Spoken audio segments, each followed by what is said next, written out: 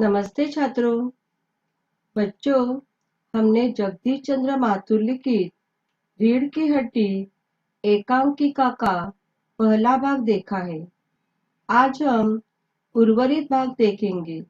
उसके पहले हम पहले भाग का पुनरावर्तन करेंगे।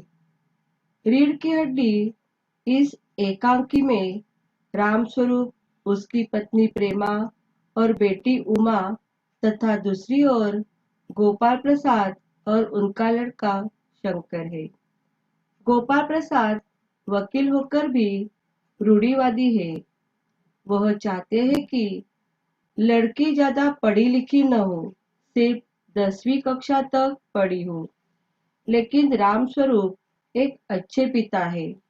वे शिक्षा का महत्व जानते हैं। उन्होंने अपनी पुत्री को बीए तक पढ़ाया है। उमा अब विवाह योग्य हो गई है। रामस्वरूप उसके विवाह के लिए चिंतित है। वे उमा का विवाह सुशिक्षित परिवार के सुशिक्षित युवक के साथ करना चाहते हैं। उमा को लड़के वाले देखने आने वाले हैं, इसलिए रामस्वरूप जी ने उनकी स्वागत की यथाशक्ति तैयारी की है। अपनी पत्नी प्रेमा से भी उमा की तैयारी करने के लिए कहा है। हाथ आया रिश्ता उन्हें पक्का जो करना है। रामस्वरूप शंकर और गोपाल प्रसाद का शिष्टाचार के साथ स्वागत करते हैं। शंकर से उसकी शिक्षा के संबंध में पूछते हैं। गोपाल प्रसाद को ज्यादा पढ़ी लिखी बहू नहीं चाहिए। कम पढ़ी लिखी बहू घर गृहस्थी संभाल सके, नौकरी तो उसे करनी नहीं है। गोपाल प्रसाद पुराने पीढ़ी के विचार होने के कारण वे स्त्री शिक्षा को ज्यादा महत्व नहीं देते। इसके आगे हम भाग 2 पृष्ठ क्रमांक 33 देखेंगे। रामस्वरूप मेज को एक तरफ सरका देते हैं, फिर अंदर के दरवाजे की तरफ मुंह कर जरा जोर से, अरे जरा पान भिजवा देना। उमा पान की तश्तरी अपने पिता को देती है। उस समय उसका चेहरा ऊपर को उठ जाता है और नाक पर रखा हुआ सुनहरी रिम वाला चश्मा दिखता है। बाप बेटे चौंक उठते हैं। गोपाल प्रसाद और शंकर एक साथ चश्मा, चेहरे पर चश्मा देखकर दोनों चौंक जाते हैं, क्योंकि वह नहीं चाहते थे कि कमजोर नजरों वाली लड़की उनकी घर की बहू बने। रामस्वरूप इस बात को छिपाते हैं। चश्मा क्यों लगाया है इसका कारण बताते हैं। रामस्वरूप जरा सबका कर, जी वह पिछले महीने में इसकी आंखें दुखने लग गई थी, तो कुछ दिनों के लिए चश्मा लगाना पड़ रहा है। कारण बताते हैं। चश्मा क्यों लगाया है इसका रामस्वरूप जी ने कारण बताया। गोपाल प्रसाद पढ़ाई वढ़ाई की वजह से तो नहीं, पढ़ाई करने की वजह से तो नहीं चश्मा लगा, ऐसे गोपाल प्रसाद पूछते हैं। तभी रामस्वरूप कहते हैं कि नहीं साहब, वह तो मैंने अर्ज किया था। गोपाल प्रसाद संतुष्ट होकर कुछ कोमल स्वर में बैठो बेटी। रामस्वरूप वहां बैठ जाओ। उस तख्त पर अपने बाजे वाजे के पास उमा बैठती है। गोपाल प्रसाद चाल में तो कुछ खराबी है ही नहीं, चेहरे पर भी छवि है। छवि मतलब तेज, चेहरा सुंदर है। हाँ, कुछ गाना बजाना सीखा है?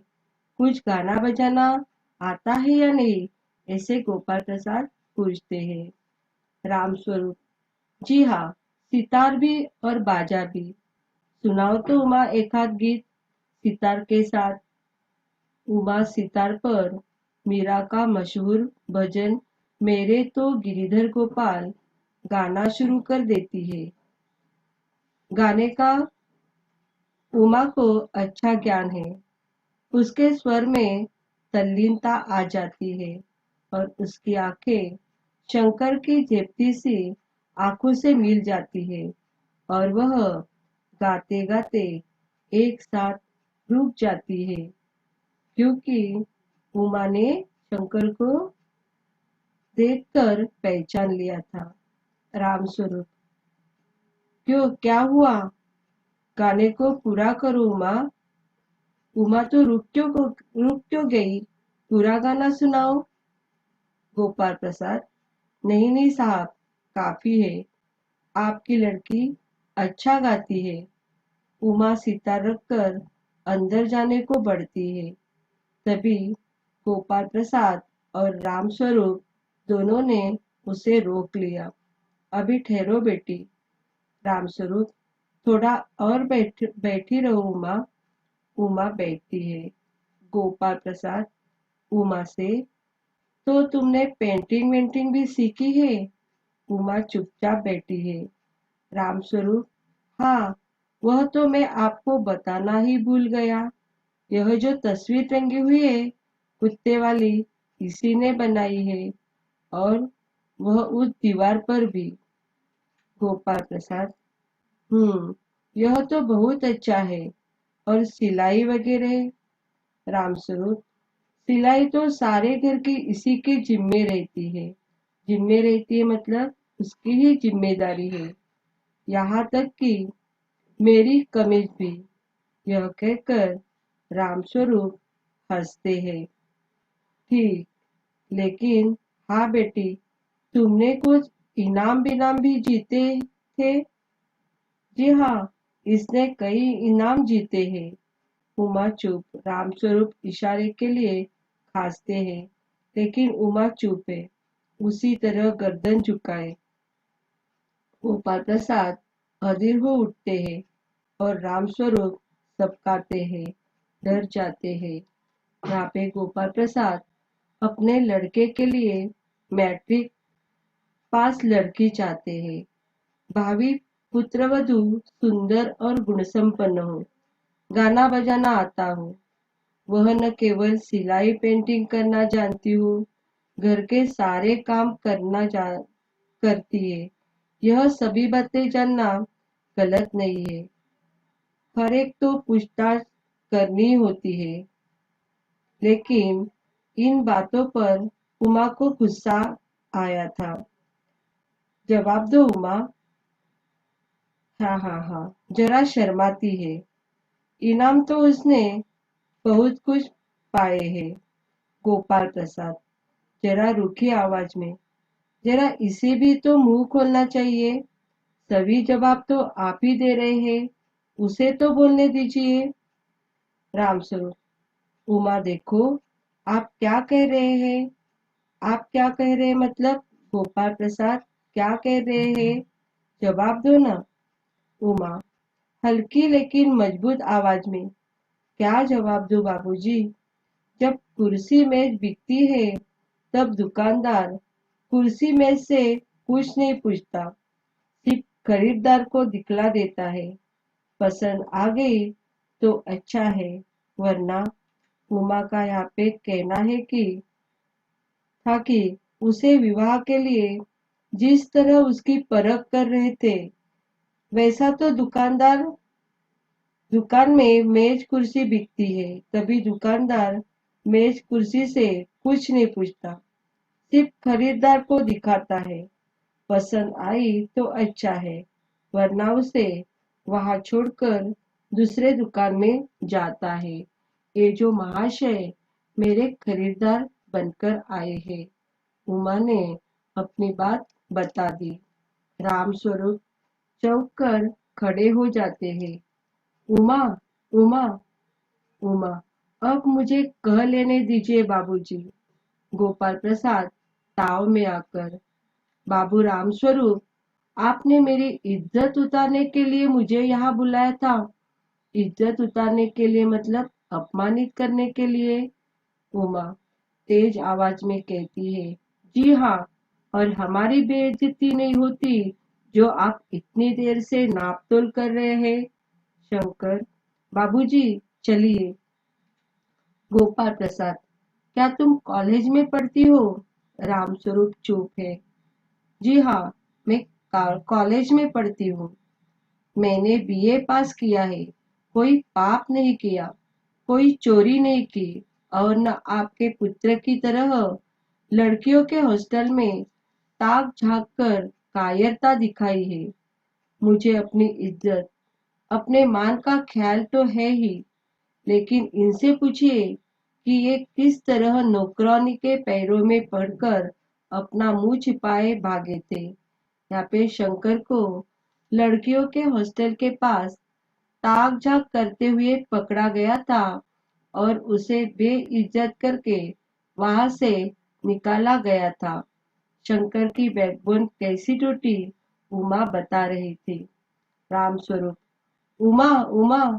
गोपाल प्रसाद खड़े होकर गुस्से में, बस हो चुका। बाबू रामस्वरूप, आपने मेरे साथ दगा किया। आपकी लड़की बीए पास है और आपने मुझसे कहा था कि सिर्फ मैट्रिक तक पढ़ी है। दरवाजे के और बढ़ते हैं। उमा, जी हाँ, जाइए, जरूर चले जाइए, लेकिन घर जाकर जरा यह पता लगाइएगा कि आपके लाडले बेटे की रीढ़ की हड्डी भी है या नहीं, यानी बैकबोन। बैकबोन। बाबू गोपाल प्रसाद के चेहरे पर बेबसी का गुस्सा है और उनके लड़के के रुलासापन। दोनों बाहर चले जाते हैं। उमा सहसा चुप हो जाती है। यहाँ पे शंकर एक चरित्रहीन युवक है। उमा बीए पास सुशिक्षित होने के कारण उसमें अवसर पर अपनी बातें कहने की योग्यता है। उसे उच्च शिक्षा पाने पर शर्म नहीं बल्कि गर्व है। उमा बनावटी सुंदरता से दूर रहने वाली तथा सादगी पसंद लड़की है। उमा स्वाभिमानी है। उसे गोपाल प्रसाद द्वारा अपने बारे में तरह तरह से पूछताछ किया जाना अच्छा नहीं लगा। उसने गोपाल प्रसाद की बातों को जवाब देकर निरुत्तर किया। तो बच्चों, समाज को आज उमा जैसे व्यक्तित्व, शिक्षित, स्पष्टवादिनी, बहादुर, निडर तथा स्वाभिमानी लड़की की जरूरत है। ऐसी लड़कियां ही गोपाल प्रसाद जैसे रूढ़िवादी, लालची और ढोंगी लोगों को सबक सिखा सकती है। उमा जैसी लड़कियां ही समाज और देश को सच्चाई, सभ्यता और प्रगति का मार्ग दिखा सकती है। शंकर जैसे चारित्रहीन लड़के, पिता के इशारे पर नाचने वाला, समाज के लिए निरुपयोगी है। ऐसा व्यक्ति समाज पर बोझ है। तो छात्रों, रीढ़ की हड्डी एकांकी का यह उद्देश्य है कि लड़कियों के विवाह में आने वाली समस्याओं को समाज के सामने लाना, बेटियों के विवाह के समय माता पिता की परेशानियों को उजागर करना तथा स्त्री को भी अपने विचार व्यक्त करने की आजादी देना। इस पाठ से लेखक ने यह संदेश देने का प्रयास किया है कि हमें लड़का लड़की में भेदभाव नहीं करना चाहिए। स्त्रियों को पुरुषों से निचले स्तर का न समझकर एक समान समझना चाहिए। बच्चों, आपको रीढ़ की हड्डी एकांकी समझ में आई होगी, ऐसी मैं आशा करती हूँ। नीचे मैंने शब्दार्थ और मुहावरे दिए हैं, आपको लिखकर लेने हैं। शब्द संसार में कठिन शब्द का वाचन करती हूँ। आपको कठिन शब्द के अर्थ अपनी नोटबुक में लिखकर लेने हैं। तख्त, लकड़ी से बनी हुई बड़ी चौकी। करीने से ढंग से, मुखातिब के सामने, मार्जिन यहाँ अर्थ अंतर, तश्तरी छोटी थाली, बैकबोन रीढ़ की हड्डी, खकारना गला साफ करना,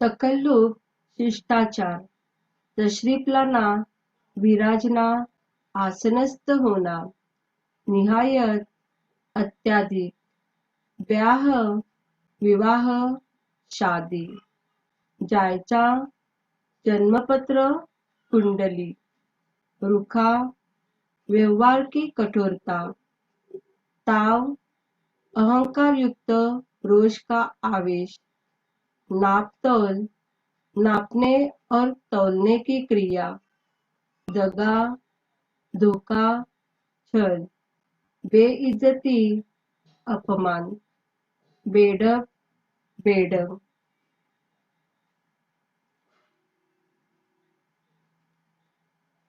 बच्चों, आपको सभी शब्दार्थ आपकी नोटबुक में लिख कर लेने हैं।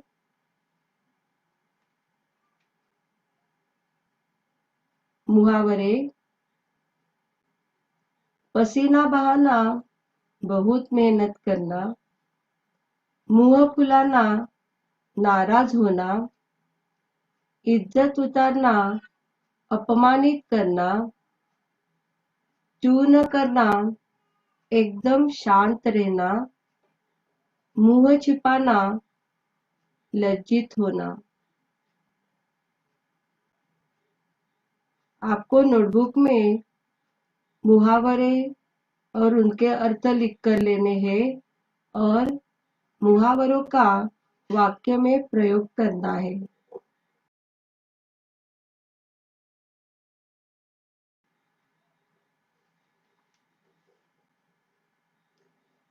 बच्चों, अगली तासिका में हम व्यवसाय पुस्तिका का स्वाध्याय पूर्ण करेंगे।